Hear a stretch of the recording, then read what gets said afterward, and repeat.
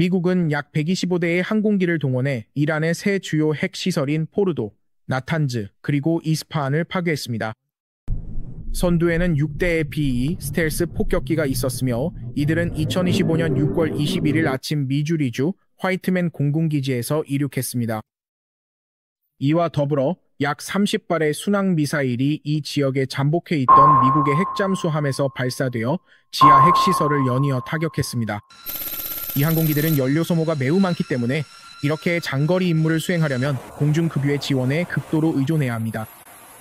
상황을 더욱 복잡하게 만드는 점은 공중급유를 담당하는 KC-135 급유기가 단독으로 작전하지 않는다는 것입니다. 이들은 FA-18 전자전 비행대대의 호위를 받아야 합니다. 이 비행대대는 급유기만 보호하는 것이 아니라 B-2 폭격기가 탐지와 공격을 피할 수 있도록 지원하기도 합니다. 임무는 미주리주 화이트맨 공군기지의 새벽전 고요한 순간에 시작되며 B-2 스피릿 폭격기가 여러 대륙을 횡단하는 비행을 준비하고 있습니다. 스텔스 폭격기는 공중급유를 통해 중단 없는 비행이 가능하지만 조종사의 피로는 중요한 고려 요소입니다. 이 문제를 해결하기 위해 미국은 카타르 등 이란에 더 가까운 곳에 동맹국 공군기지를 전략적으로 배치했으며 디에고 가르시아 섬, 심지어 괌의 앤더슨 공군기지와 같은 전진 작전기지도 있습니다. 이곳은 전 세계에서 가장 전략적으로 중요한 미군 기지 중 하나입니다. 509 폭격 비행단의 여러 대비 이 스피릿 폭격기를 디에고 가르시아 섬으로 재배치함으로써 미국은 중동, 아프리카, 인도, 태평양 지역에서 작전을 수행할 수 있는 안전한 출발점을 확보했습니다. 이는 생존 능력을 높이고 작전 범위를 확장하는 정교하게 계산된 군사 전략입니다. 하지만 그들 역시 항공모함과 잠수함의 호위를 받고 있습니다. 아라비아의 상공에서는 미군 항공모함 갑판에서 이륙한 FA-18, 슈퍼 호넷과 EA-18G 그라울러 전투기들이 각자의 임무를 이미 명확히 부여받았습니다.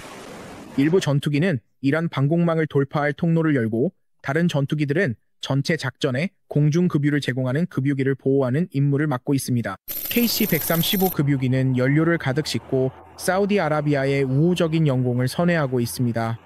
이들의 승무원들은 이 눈에 띄지 않는 임무가 승리와 재앙을 가르는 차이가 될 수 있음을 잘 알고 있습니다. 이 폭격기가 이륙할 때 그 거대한 날개 모양의 실루엣은 밤하늘과 하나가 되며 스텔스 기능이 그들의 방패가 되지만 거리만큼은 그들의 적입니다. 몇 시간 동안 비행한 후 이들은 흐릿한 상공을 비행하는 급유기와 합류하여 FA-18 전투기의 호위를 받으며 공중에서 대량으로 연료를 보충합니다. 그라울러, 전자전기는 날카로운 전자소음을 내뿜어 타격 편대의 움직임을 은폐합니다. 한편 지하지휘센터에서는 미국 분석가들이 실시간 화면을 주시하며 이란 레이더의 어떤 움직임이라도 포착되면 즉시 병력을 재배치할 준비를 하고 있습니다. 이란 영공에 진입하는 것은 결코 쉬운 일이 아니며 오히려 매우 어려운 일이라고 할 수 있습니다. 이 폭격기는 매우 높은 고도로 상승해야 하며 항로는 알려진 미사일 진지를 피하도록 정교하게 계획되어야 합니다.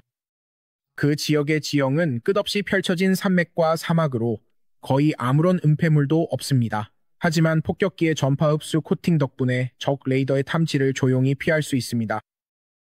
목표가 사정거리 안에 들어오면 승무원들은 중요한 결정을 내려야 합니다. 수백 마일 밖에서 장거리 미사일을 발사할지 아니면 고도를 낮춰 직접 관통폭탄을 투하해 강화된 목표물을 공격할지 선택해야 합니다. 관통폭탄에는 다양한 구경이 있습니다. 하지만 이 GBU-57이 특별한 점은 보통 B-스피릿 스텔스 폭격기에 의해 투하된다는 것입니다. 이 폭탄은 크기가 크고 무게가 무거워서 항공기의 무장창에는 이런 무기를 2발만 탑재할 수 있습니다. 추진 장치는 없지만 이 무기는 4개의 능동형 조종면과 정밀 유도 시스템을 갖추고 있어 군용급 GPS를 이용해 목표까지 정확하게 활공할 수 있습니다.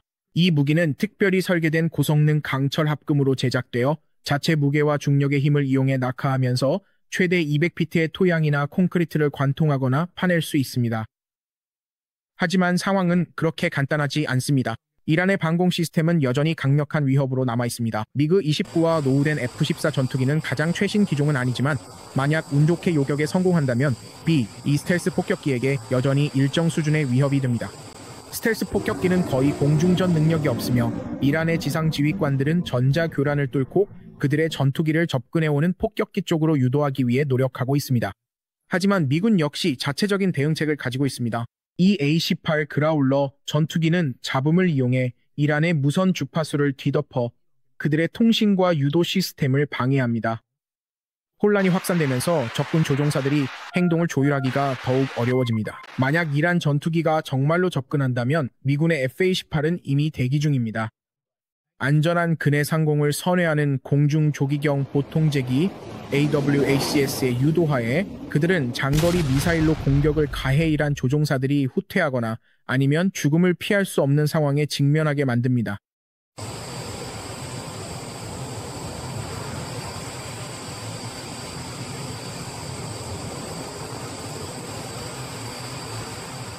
B. 이 폭격기는 이제 이란의 방공 시스템을 피하기 위해 서쪽으로 속도를 내며 철수하고 있습니다. 그들 뒤로는 하늘이 완전히 혼란에 빠져 있습니다. 달빛 아래에서 다시 가동된 지대공 미사일 진지에서 미사일이 발사되었지만 이 미사일들은 미끼에 속아 결국 무해하게 하늘을 맴돌 뿐입니다. 그라울러 전자전기가 강력한 전자적 억제를 가하고 대기 중이던 FA-18 전투기들이 신속하게 전진하여 철수 부대를 더욱 강력하게 보호합니다. 이라크 상공에서는 폭격기들이 다시 공중 급유기와 합류에 필요한 연료를 충분히 보충합니다.